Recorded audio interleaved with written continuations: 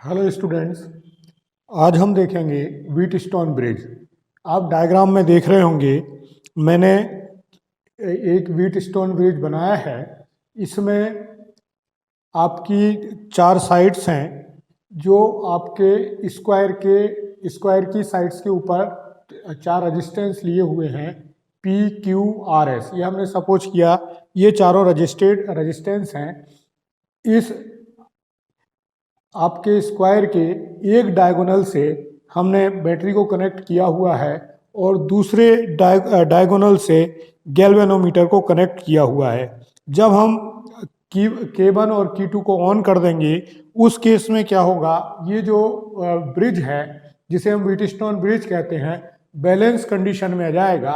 और उस सिचुएशन में क्या होगा, इनके रेजिस्टेंस का रेशो, इनके संगत प्रतिरोधों का जो अनुपात है वो होगा P/Q इक्वल टू R/S।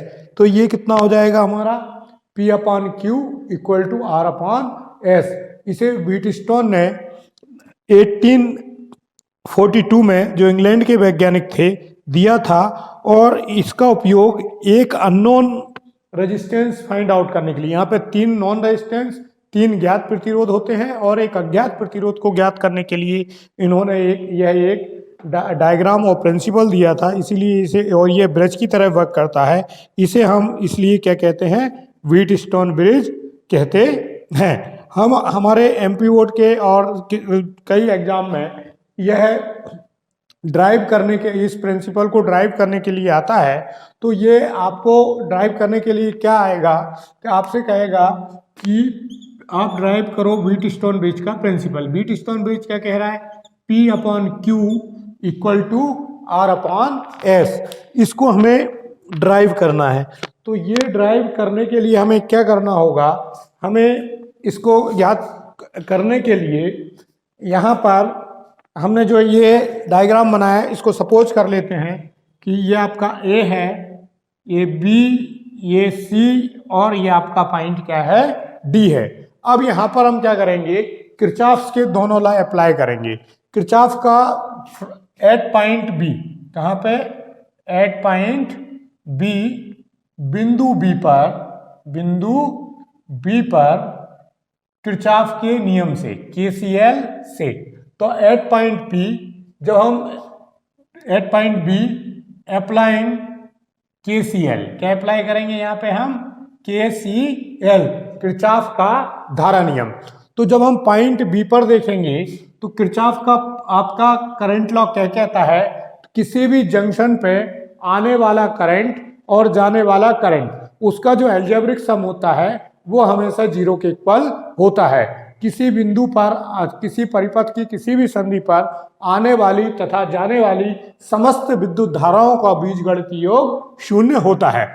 तो यहाँ पर हम देखते हैं कि यहाँ से देखिए, इस पॉइंट पर आपके पास 3 करंट हैं, 3 धाराएं हैं, I1, I2 और IG।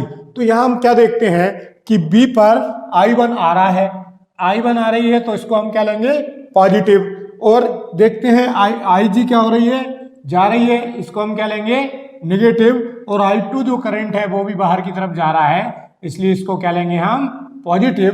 तो I1 minus IG minus I2 equal to 0। Equilibrium situation में या संतुलन की अवस्था में क्या होगा, एट इक्विलिब्रियम कंडीशन, संतुलन की अवस्था में।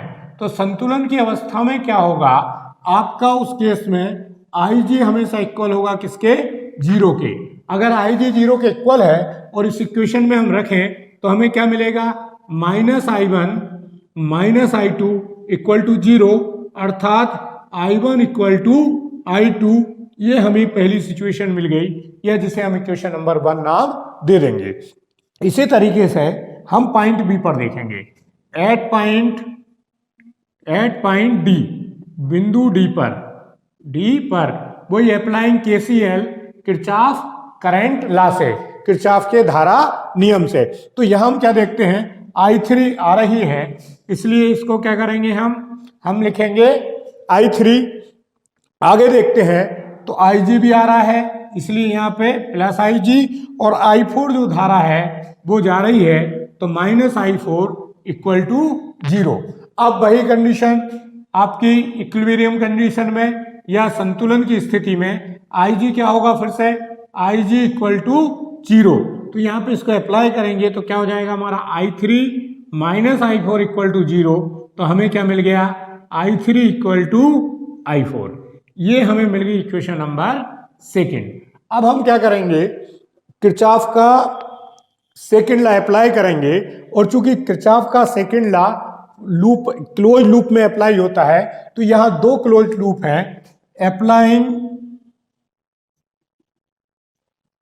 KVL। तो KVL अप्लाई कहां करेंगे, इन ABD, किसमें, ABD में। ये पूरा ABD है।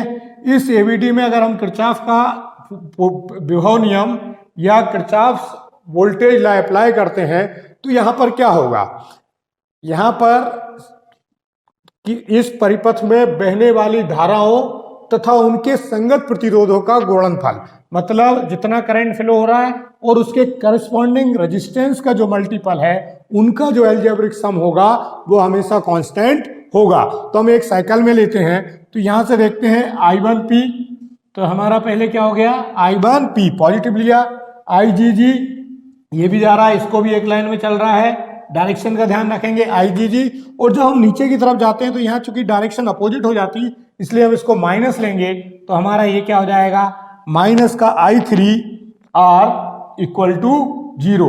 चूंकि आपकी इक्विलिब्रियम कंडीशन में Ig हमेशा के लिए 0 है, इसलिए ये टर्म कितना हो जाएगा, 0। तो यहाँ पे क्या होगा, I1P minus I3R equal to 0, मतलब क्या हुआ, I1P इक्वल टू I3R। ये हमारी हो गई इक्वेशन नंबर थर्ड। इसी तरीके से हम आगे बढ़ते हैं और किरचॉफ KVL अप्लाई करते हैं, कहां पे, आपका सेकंड BCD में। ये BCD में हम अगर अप्लाई करेंगे तो सबसे पहले हमें क्या मिला, I2Q, फिर क्या मिला, I2Q के बाद यहां पे देखिए I4S, डायरेक्शन अपोजिट है इसलिए इसको नेगेटिव लेंगे, I4S, और फिर यहां भी डायरेक्शन अपोजिट है, तो माइनस का IgG इक्वल टू 0। चूंकि आपके इक्विलिब्रियम कंडीशन और संतुलन की अवस्था में Ig हमेशा 0 है, तो इसको हम कितना कर देंगे, 0। तो ये क्या हो जाएगा आपका I2Q minus I4S equal to 0। तो ये क्या मिल गया हमें, I2Q इक्वल टू I4S। ये हमारा हो गया equation number 4। Equation third divided by equation 4। Equation 4 से डिवाइड मारते हैं तो I1P upon I2Q equal to I3R upon I4S। और चूंकि सिंस I1 इक्वल है I2 के एंड I3 इक्वल है I4 के, ये हमने यहाँ प्रूफ किया हुआ है इक्वेशन 1 और इक्वेशन 2 में। तो यहाँ पर क्या होगा, I1 से I1 कैंसिल हो जाएगा, मतलब I1 upon I1 P upon Q equal to I3 upon I3 R upon S, ये कैंसिल आउट हो जाएगा। तो हमें क्या मिलेगा, P upon Q equal to R upon S। यही जो है आपके बीट स्टोन का प्रिंसिपल है। यहाँ पर हम तीन भुजाओं का, अगर हमें 3 प्रतिरोध ज्ञात हैं, 3 प्रतिरोध नोन है, रेजिस्टेंस नोन है, तो चौथा जो रेजिस्टेंस है हम इस बीट स्टोन ब्रिज की हेल्प से फाइंड आउट कर सकते हैं। आप आशा करता हूं आपको समझ में आ गया होगा। Thank you. जय हिंद, जय भारत, जय विश्वनाथ।